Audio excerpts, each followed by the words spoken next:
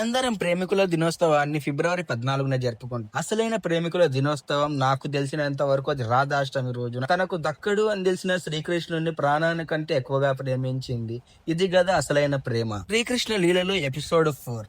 ఇందులో మనము శ్రీకృష్ణుడికి రాధకు మధ్య ఉన్న ప్రేమ గురించి అయితే మాట్లాడుకుందాం. శ్రీకృష్ణుడు దేవకి గర్భం నుంచి పుట్టిన యశోద ఒడిలో పెరిగాడు. ఆయన పక్కనే రాధమ్మ కూడా ఈ లోకంలోకి వచ్చింది. భాద్రపద శుక్ల అష్టమి రోజున రాధాష్టమి జరుపుకుంటారు. ఈ సంవత్సరం అనగా ఆగస్టు 31వ తేదీ అయితే జరుపుకుంటారు. రాధమ్మ జననం ఒక అద్భుతం. ఆమె కళ్ళు మూసుకొని పుట్టింది. కానీ మొదటిసారి రాధమ్మ కళ్ళు తెరిచింది మా శ్రీకృష్ణుడు తన కళ్ళ ముందున్నప్పుడు మాత్రమే. ఆ క్షణం నుంచి వారి బంధం మొదలయ్యింది. ఎలా కృష్ణుడు మహావిష్ణు అవతారం అయితే ఎత్తాడో అలాగనే రాధమ్మ కూడా మహాలక్ష్మి అవతారం ఎట్టింది.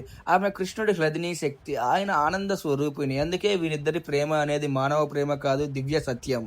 గోకుల గల్లీలో రాసలీలలో వేణుగానంలో వారి ప్రేమ వికసించింది. రాధకు కృష్ణుడు కేవలం స్నేహితుడు కాదు, ఆత్మ సహచరుడు. రాధమ్మ సాధారణ యువతి కాదు. ఆమెకున్న ప్రేమలో స్వార్థం లేదు. తన కోసం కృష్ణుడు దొరకాలని కాదు, ప్రపంచం మొత్తం ఆయన దివ్యత్వాన్ని అనుభవించాలని కోరికేంది.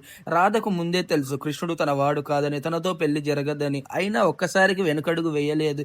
ఎందుకంటే ఆమెకు ప్రేమ అంటే పొందడంలో కాదు, పూర్తిగా అర్పించడంలో ఉంది. తర్వాత కృష్ణుడు ద్వారకకు వెళ్ళాడు, రాజ్య బాధ్యతలు స్వీకరించాడు. అక్కడి నుంచి రాధా కృష్ణుల శారీరక బంధం ముగిసింది. కానీ ఆ ప్రేమ ఎప్పుడు ముగియలేదు. కృష్ణుడు ద్వారకలో ఉన్న, గోకులంలో గాలి వీచిన, రాధ హృదయంలో మాత్రం ఎప్పటికీ శ్రీకృష్ణుడే ప్రతిధ్వనించాడు.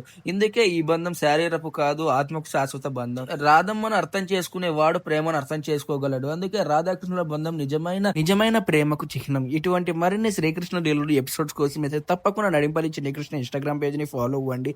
అలాగే నడింపల్లి చిన్ని కృష్ణ యూట్యూబ్ ఛానల్ ని సబ్స్క్రైబ్ చేసుకోండి. ఇట్లో మీ నడింపల్లి చిన్ని కృష్ణ శర్మ, signing off. जय हिंद, जय श्री राम, भारत माता को जय.